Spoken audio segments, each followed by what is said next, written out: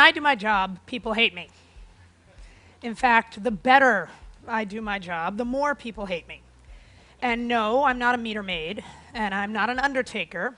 I am a progressive lesbian talking head on Fox News. So y'all heard that right, just to make sure, right? I am a gay talking head on Fox News. I'm going to tell you how I do it and the most important thing I've learned. So I go on television. I debate people who literally want to obliterate everything I believe in some cases who don't want me and people like me to even exist. It's sort of like Thanksgiving with your conservative uncle on steroids with a live television audience of millions. It's totally almost just like that. And that's just on air. The hate mail I get is unbelievable. Last week alone, I got 238 pieces of nasty email and more hate tweets than I can even count. I was called an idiot, a traitor, a scourge, a cunt, and an ugly man, and that was just in one email.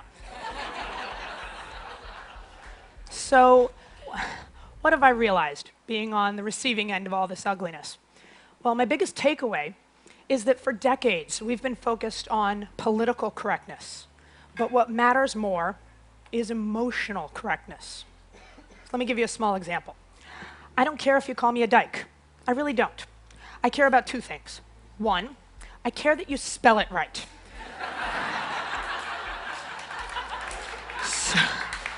So, just quick refresher, it's D-Y-K-E.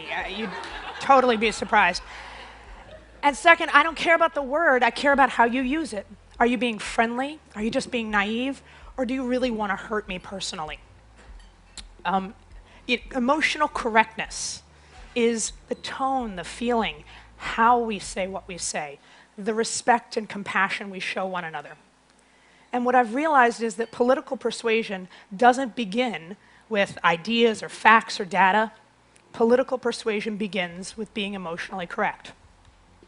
So when I first went to go work at Fox News, true confession, I expected there to be marks in the carpet from all the knuckle dragging, right? That, by the way, in case you're paying attention, is not emotionally correct.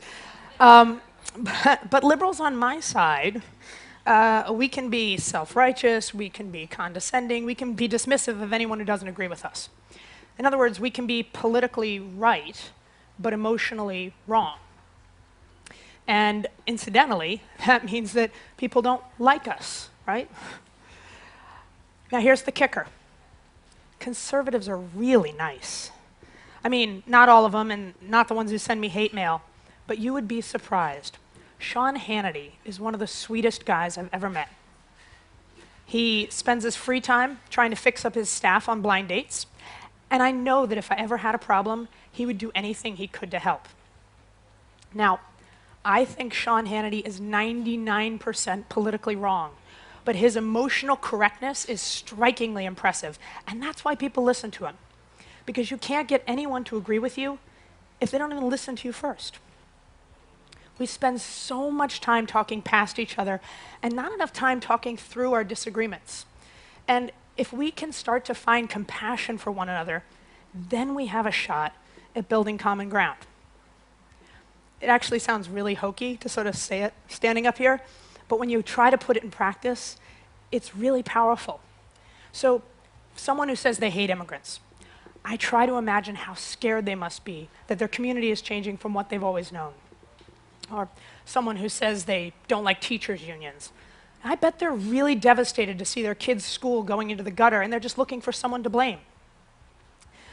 Our challenge is to find the compassion for others that we want them to have for us. That is emotional correctness. I'm not saying it's easy.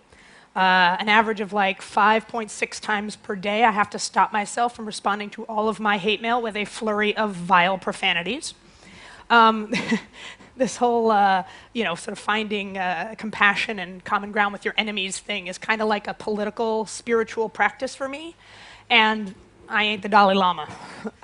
I'm not perfect, but what I am is optimistic, because I don't just get hate mail. I get a lot of really nice letters, lots of them. And one of my all-time favorites begins, I'm not a big fan of your political leanings, or your sometimes tortured logic. But I'm a big fan of you as a person. Now, this guy doesn't agree with me, yet. But he's listening. Not because of what I said, but because of how I said it.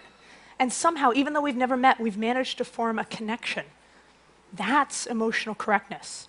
And that's how we start the conversations that really lead to change. Thank you.